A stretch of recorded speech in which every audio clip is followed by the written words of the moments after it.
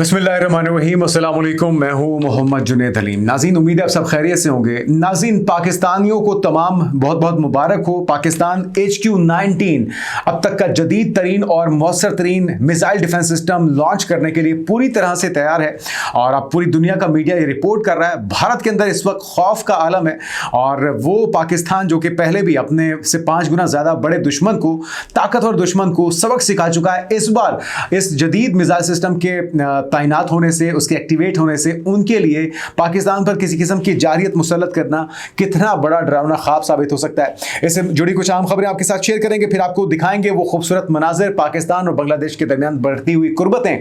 पहली परवाज ढाका से कराची पहुंची है, किस तरह का शानदार इस्तकबाल हुआ उसका, वो भी आपको दिखाएंगे। फिर डोनाल्ड ट्रंप जो कि इस वक्त मुसलसल हम देख रहे हैं कि तनकीद की जद में है, ईरान के ऊपर जारियत मुसल्लत करने के लिए पर तोले जा रहे हैं। अपने बहरी बेड़ों को समुद्र में भेजा जा चुका है। कौन कौन से हथियार, कौन कौन से फाइटर जेट्स और कौन कौन से बहरी बेड़े अब तक पानियों में भेजे जा चुके हैं, मिडिल ईस्ट में पहुंच चुके हैं, उसकी तफसीलात भी आपके साथ शेयर करेंगे और क्या मीडिया से गुफ्तगू करते हुए उनकी तरफ से कहा गया है। तो बहुत सी अहम मालूमात हैं आज की वीडियो में, कोशिश कीजिएगा एंड तक देखिए ताकि तमाम मालूमात आप तक सही अंदाज में मुसद्दिका इत्तलात आप तक पहुंचाई जा सकें।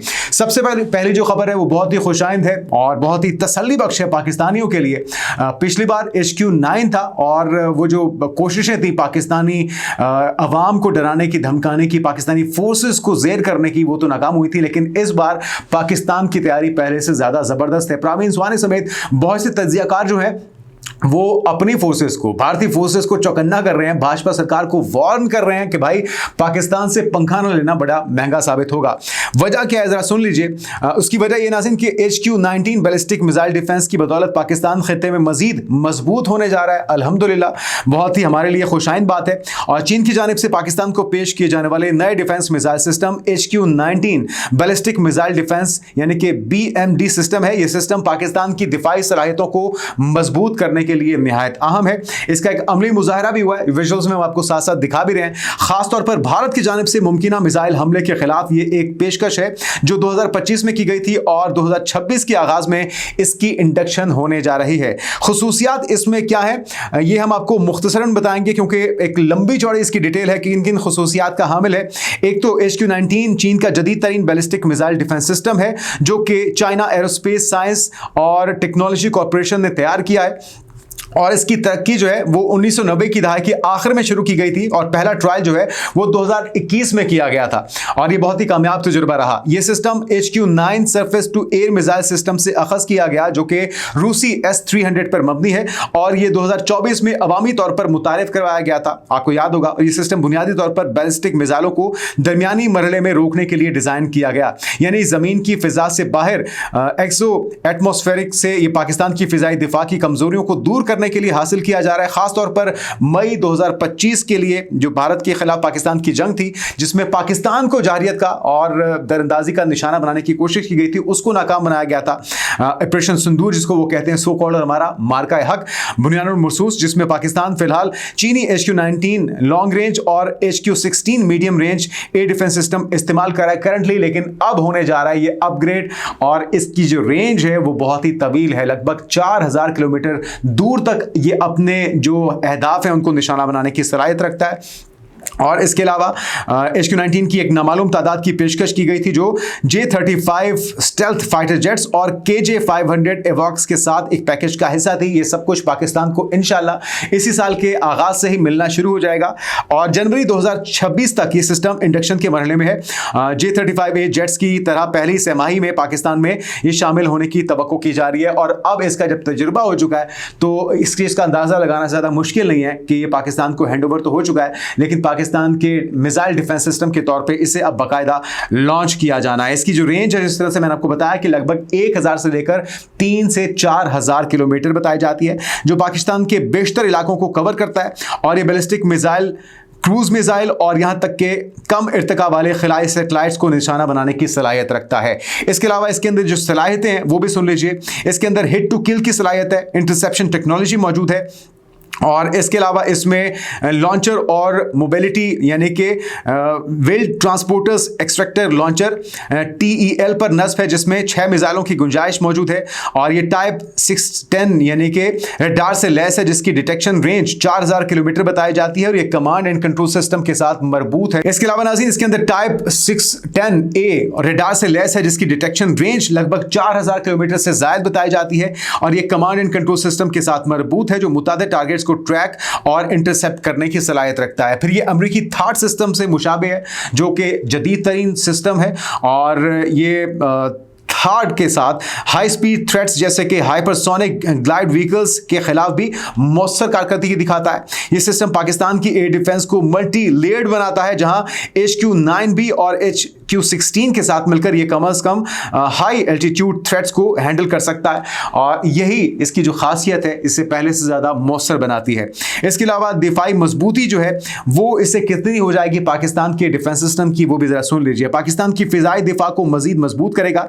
ये भारत की अग्नि सीरीज बैलिस्टिक मिसाइल्स ब्राह्मोस और स्कैल्प EG जैसे कि सुपरसोनिक क्रूज मिसाइलों के खिलाफ इंतहाई मौसर साबित होगा और मिसाइलों को रोककर पाकिस्तान की न्यूक्लियर डिटरेंस को मजबूत बनाएगा। जनूबी एशिया में न्यूक्लियर डायनामिक्स को तब्दील कर सकता है ये, क्योंकि ये भारत को नई टेक्नोलॉजी जैसे कि हाइपरसोनिक मिसाइल्स तैयार करने पर मजबूर कर देगा। तो अभी तक के लिए भारत के लिए ये बहुत बुरी खबर है, जिससे हम आपको आगाह कर रहे हैं, क्योंकि इलाकाई सिक्योरिटी में पाकिस्तान की मजमूई दिफाई हिकमत अमली को इसने बहुत ही बेहतर बना देना है, जो चीन के साथ मिलिट्री पार्टनरशिप को मजीद गहरा करता है और एक नई जो आर्म्स रेस है इसका बायस भी बन सकता है। क्योंकि अभी तक हम देख रहे हैं नाज़रीन के सदर पुतिन के दौरे भारत के दौरान हमने बड़ी कोशिश की भारत को कि ये किसी तरीके से हासिल कर सकें Su-57 या फिर S-500, ना तो कोई कंफर्मेशन हुई ना ही कोई तसल्ली दी गई। और अब जबकि HQ-19 पाकिस्तान में इंस्टॉल होने जा रहा है, पाकिस्तान में तैनात होने जा रहा है, अपने दिफा को पहले से ज़्यादा मौसर और जदीद बनाने जा रहे हैं, तो यकीनी तौर पर भारत के लिए परेशानियाँ बहुत बढ़ने जा रही हैं, क्योंकि जो जंगी जुनून है उनका वो थमने का नाम नहीं लेता और पाकिस्तान की इस इंडक्शन के बाद उनके लिए मजीद मसाइल बढ़ने जा रहे हैं। अब नाज़रीन आपको वो विजुअल्स दिखाते हैं जिसमें पाकिस्तान का दोस्त बरदर मुल्क बांग्लादेश, जिसके साथ दिफाई शोबे में बहुत सी शराकतदारी और मुआहदे हो रहे हैं, इत्तेहाद बढ़ रहा है, ताउन बढ़ रहा है, दोनों मुमालिक जो है कंधे से कंधा मिलाकर खड़े हुए हैं, चाहे वो क्रिकेट का मैदान हो या जंग का मैदान हो। भारत को नाकों चने चबाने के लिए हम दोनों मुल्क जो हैं वो इस वक्त कंधे से कंधा मिलाकर खड़े हुए हैं। तो पहली परवाज पहुंची है, दिल भी आपस में मिल रहे हैं अवाम की सतह पर और हुकूमती सतह पर, तो पहले ही हम शराकतदारी देख ही रहे हैं। जिस वक्त पहला तैयारा पाकिस्तान पहुंचा है ढाका से कराची, तो उसको वाटर सल्यूट पेश किया गया है, पुरतपाक उसका इस्तकबाल हुआ है। ये बेहमान बांग्लादेश और एयरलाइंस की ढाका से पहली परवाज थी। जिन्ना इंटरनेशनल एयरपोर्ट कराची में इस वक्त ये लैंड की है, तो उसके जो मनाजिर थे उस वक्त कामरान टिसोरी गवर्नर सिंध वहाँ पर पहुँचे हैं। तमाम जो अमला था, जो उसमें आम मुसाफिर थे, उन्हें फूलों के हार पहना के उनका इस्तकबाल किया गया है और मोहब्बत का इजहार किया गया है। दोनों ममालिक के जो अवाम हैं उनके दिल भी उसी तरह से आपस में धड़कते हैं जिस तरह से हुकूमतें आपस में एक दूसरे के साथ ताउन कर रही हैं। इससे पहले नाज़रीन की दीगर खबरों की तरफ आए, जो टेंशन है इस वक्त बढ़ती दिखाई दे रही है। अमेरिका जो है एक के बाद एक जदीद और मौलिक अपना जो जंगी साजो सामान है वो मिडिल ईस्ट में पहुंचा चुका है। अच्छा नाज़रीन, गार्डियन जो है, गार्डियन समेत मगरबी मीडिया किस तरह से इस सूरत हाल को तोड़ मरोड़ कर पेश कर रहा है, ये भी काबिल मजम्मत है। और गार्डियन ईरान के खिलाफ अमरीकी जारहियत को छुपा रहा है। दूसरी जानिब बैनुल-अक़वामी कानून के मुताबिक ईरान पर हमले को संगीन जुर्म करार दिया जाना चाहिए था, लेकिन हम देख रहे हैं कि इस चीज को गलत एंगल या गलत रुख देने की कोशिश की जा रही है। ट्रंप के पास ईरान को धमकी देने का कोई कानूनी इख्तियार तो नहीं है और असल इख्तियार अक़वाम मुत्तहिदा के पास है। ट्रंप की बात धमकी है, इंतबा नहीं है। इस चीज को भी गलत रंग दिया जा रहा है। ईरान मुज़ाकरात चाहता है, अमेरिका ने मुआहिदा तोड़ा और अमेरिका जंग के लिए बहाना बना रहा है। गार्डियन ने ट्रंप को अमन का ख्वाह बनाकर पेश किया।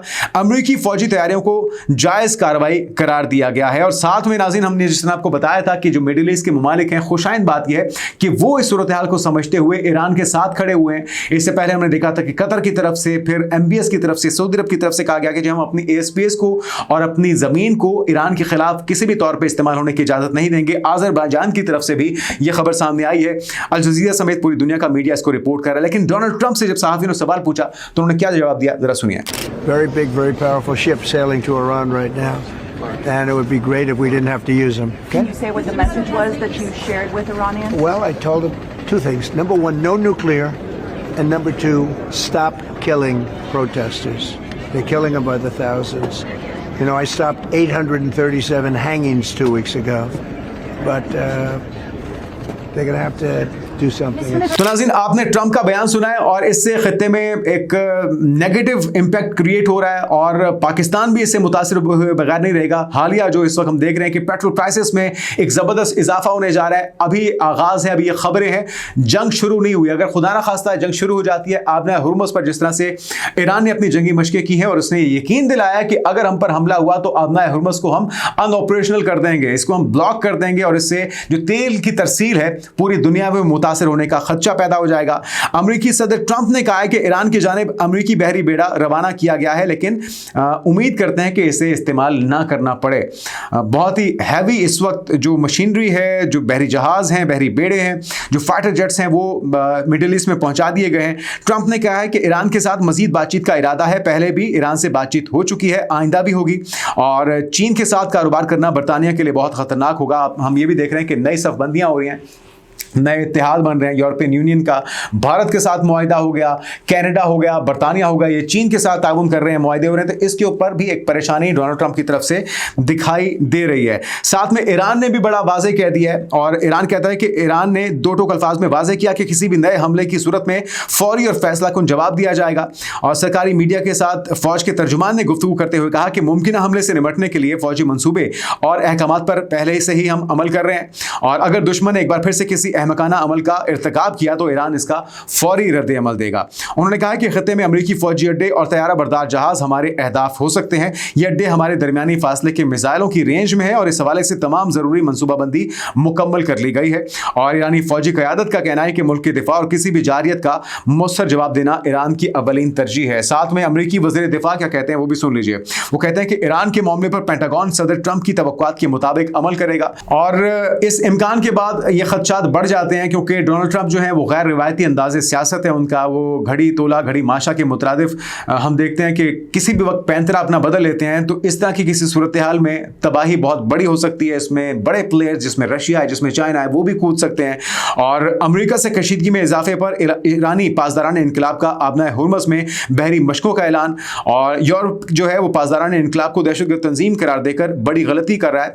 ईरानी वज़ीर ख़ारजा हम देख रहे हैं कि इस हवाले से बयान दे चुके हैं और आपके इल्म है कि यूरोपियन यूनियन की तरफ से पासदारान इनकलाब के ऊपर पाबंदी करार दी गई है और उसे दहशतगर्द तंजीम करार दिया गया है। इसी तरह से ईरान के बुशहर एटमी प्लांट से अपना अमला निकालने के लिए हम तैयार हैं। रूस की तरफ से बता दिया गया है कि अगर कोई हमला होता है मुमकिन तौर पे तो हम अपने अमले को वहां से निकाल लेंगे। तो नाज़रीन, अब तक अमेरिका की तरफ से मिडिल ईस्ट में क्या कुछ भेजा जा चुका है वो आपके साथ शेयर कर देते हैं। इसमें यूएसएस मैकफॉल है और यूएसएस मिटशर है, इसमें यूएसएस कैम्बरा है और यूएसएस टस्सा है, यूएसएस सेंट्रा बारबरा है इसमें और इसके अलावा बोइंग C-17 भेजा गया है। स्पोर्ट एयरक्राफ्ट भी इसके अंदर शामिल है जिसमें KC-135 है, F-15 स्ट्राइक ईगल है, 3 independence class literal combat ships इसके अंदर शामिल हैं, 2 एल्ड्रिक ब्रुक क्लास डिस्ट्रॉयर इसके अंदर शामिल हैं और यही नहीं एक बहुत ही बड़ा इसमें एयरक्राफ्ट करियर जिसका नाम है USS Ibrahim Lincoln career strike group, ये भी वहाँ पर भेजा जा चुका है। इसके अलावा छोटे बड़े 6 से ज़ायद बहरी बेड़े इसके अंदर शामिल हैं।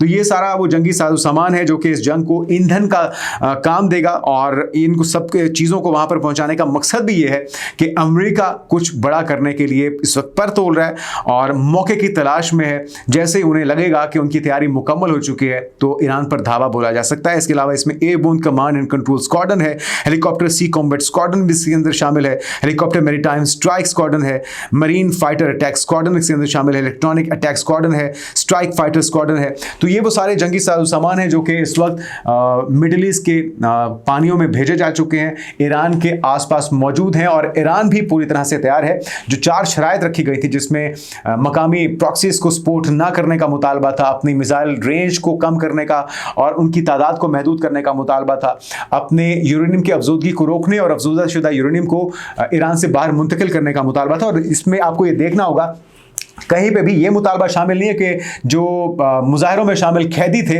उनकी बाहिफाजत जो ज़िंदगियां गुजारने का उन्हें मौका देना है, जिसके ऊपर बड़ा वावेला करता है अमेरिका और जिसके ऊपर बड़ा वो तिलमिला भी रहा है और एक जवाब भी बताते हैं कि इस वजह से कि अगर मुजाहरों में शामिल अफराद या ईरानी अफराद के ख़िलाफ़ इक़दाम किए गए तो फिर हम ईरान के ऊपर हमला कर देंगे, तो कोई जवाब मिल नहीं रहा। और जो 4 बुनियादी मुतालबात सामने आए हैं उसके अंदर ये मुतालबा शामिल ही नहीं है। तो इसमें अंदाज़ा लगाया जा सकता है कि इस वक्त ईरान अपने असूली मौक़िफ़ पर खड़ा हुआ है और अमेरिका अपनी ताकत के इजहार के लिए या फिर जो इजरायली एजेंडाज़ हैं उसके तहत उस ख़तरात के पेश नज़र के मुस्तकबिल में इजराइल को ख़तरा हो सकता है ईरान से, इसके पेश नज़र अपनी क़ुव्वत का मुज़ाहरा करना चाहता है और ये इंतहाई तबाहकुन हो सकता है, ना सिर्फ इस खत्ते के लिए बल्कि पूरी दुनिया के अमन के लिए। आने वाले दिनों की पेशरफ से आपको आगाह करते रहेंगे। अपना ख्याल रखिएगा। अल्लाह हाफ़िज़।